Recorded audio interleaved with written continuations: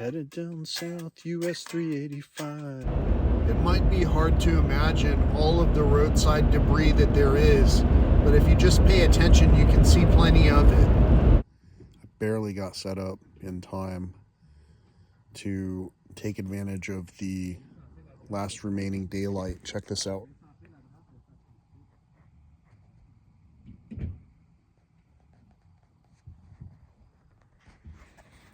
So it's quite silent here. Normally you'd be able to hear owls and bats, but now you can only hear some kind of country or folk music and a car or a generator running. And I'm at the Cottonwood Campgrounds in Big Bend National Park. One of the places where I used to be able to come to and observe great horned owls on the reg, but not so much as of late.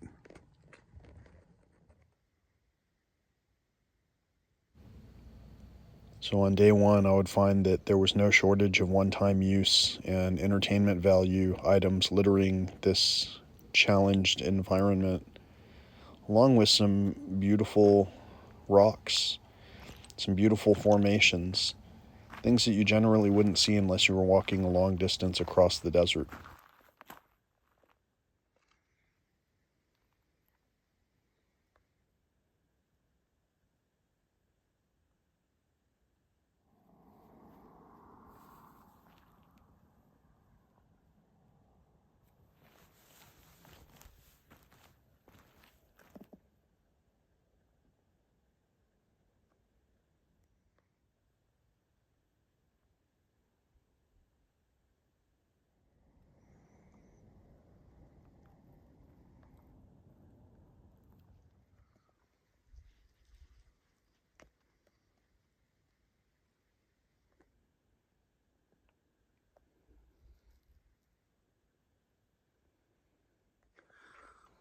Welcome back to my channel, everybody.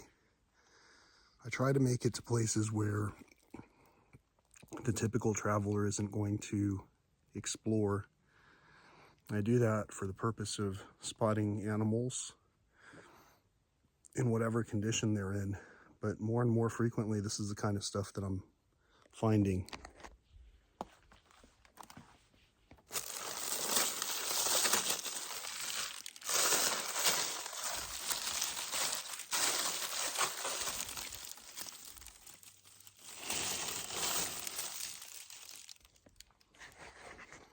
Not sure if you could see in the video, but parts of the balloon were starting to fall off. More and more microplastics being introduced to our environments. And at what cost? Was it to tell someone you loved them? Happy birthday, happy Mother's Day. If you look closely, you can see the plastic particles all around from this balloon, and that's only a fraction of what's actually showing up on this screen. With my eyes, I could see glitter and glimmering all over this whole floor. I guess in a way we're emulating nature and the glimmering and gleaming qualities she has also provided to us. In contrast, the more time I put into these places, the more I see that we have provided a bit of darkness throughout these terrains. Make note that since you saw the scene of me in the tent earlier on this video clip, everything else that you're seeing was from the very first day that I spent in this national park. In this case, I found a beautiful rock shelter not far off of a new trail that I was taking. Not the same one where I found that balloon, but from this rock shelter where I was enjoying the shade, I saw something glimmering off in the distance. Let's see if you can see it.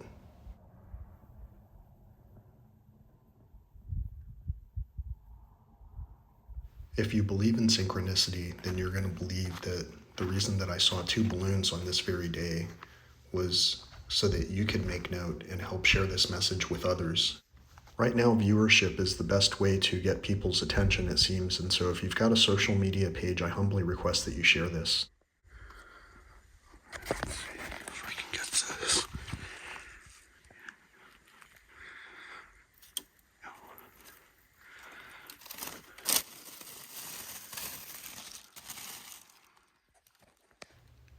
It's a boy.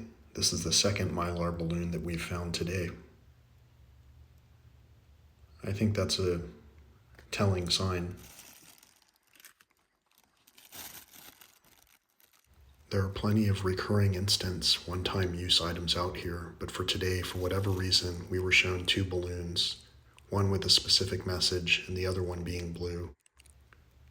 Spend a minute with me observing some of the natural life that usually occurs in these enchanted areas.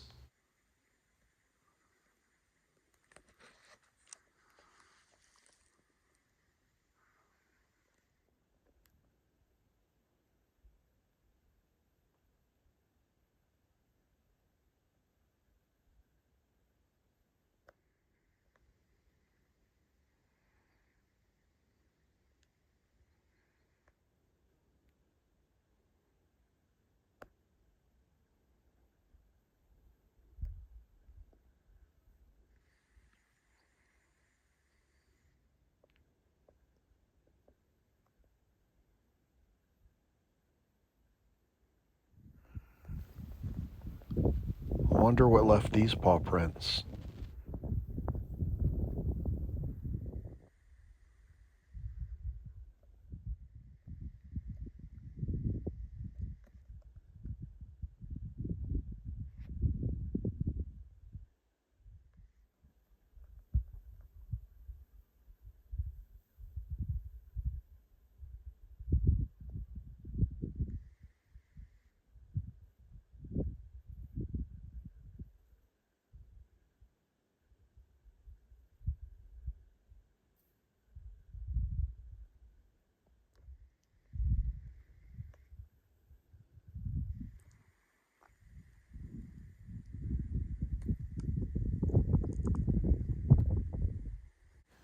As you saw earlier, on this day, I already found two Mylar balloons.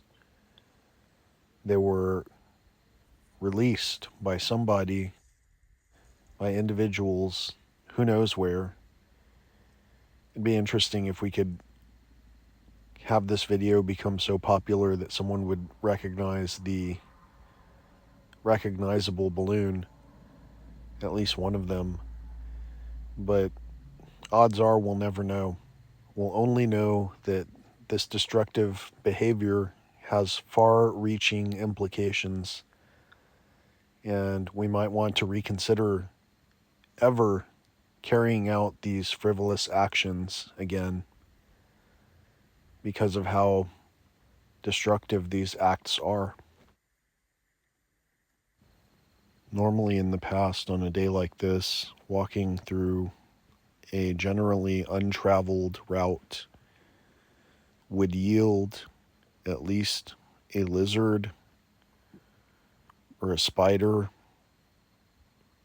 or a multitude of birds. But on this particular day, everywhere I walked seemed pretty wildlife challenged. Headed down south, US385. Got the cruise control on in my four-wheel drive. The radio is off, but my mind is full of song. One final stop to go, but I won't stop for very long.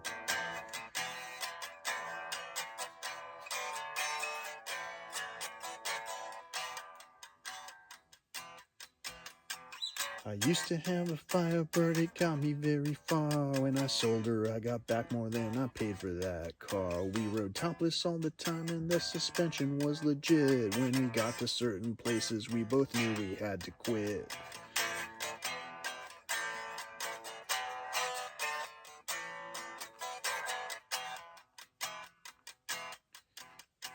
So now I've got my 4x4, it gets me very far. But the really special places, you can't get there from a car. I've also got my 6-string and I keep it very close. But a compass and my bearings are the things I need the most.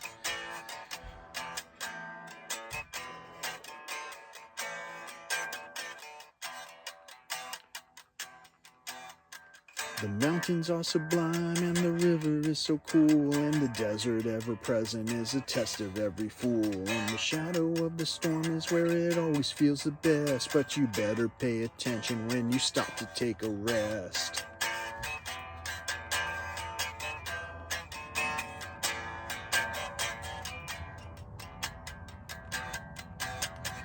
So now I'm in the place where I lay me down to sleep, and I look up to the heaven and I pray my soul to keep. And I wish that you were here so you could see the things I see, and then I also realize that we're all where we need to be.